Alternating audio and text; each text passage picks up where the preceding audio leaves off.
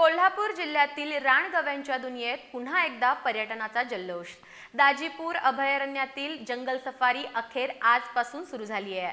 गोकुळचे संचालक अभिजित तायशेटे यांच्या मागणीला यश मिळाल्याने पर्यटकांसह स्थानिक व्यावसायिकांमध्ये आनंदाचं वातावरण आहे। महाराष्ट्रात दिवाळीच्या सुट्टीचा पर्यटन हंगाम जोरात सुरू आहे आणि याच काळात कोल्हापूर जिल्ह्यातील प्रसिद्ध दाजीपूर अभयारण्य पर्यटकांसाठी पुन्हा खुलं झालं आहे।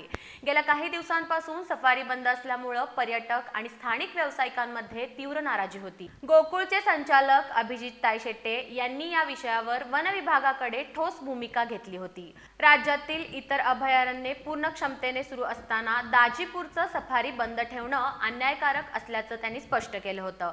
तायशेटे यांनी वन विभागाला इशारा देत सफारी सुरू न झाल्यास आंदोलन छेडण्याचा इशारा दिला होता। शेवटी त्यांच्या मागणीची दखल घेण्यात आली असून आज शुक्रवारपासून जंगल सफारी अधिकृतपणे पर्यटकांसाठी खुली करण्यात आली आहे। आज सकाळी पर्यटकांच्या हस्ते नारळ वाढवून हंगामाची सुरुवात करण्यात आली आणि पहिल्याच दिवशी सफारी हाऊसफुल झाली आहे। सफारी सुरू झाल्यामुळे स्थानिक व्यापारी, जीप चालक आणि पर्यटन व्यावसायिकांनी वन विभागाच्या निर्णयाचं स्वागत केलं आहे। दिवाळीच्या सुट्ट्यांमध्ये पर्यटकांची निराशा टळली असून स्थानिकांच्या रोजगारालाही मोठा दिलासा मिळाला आहे।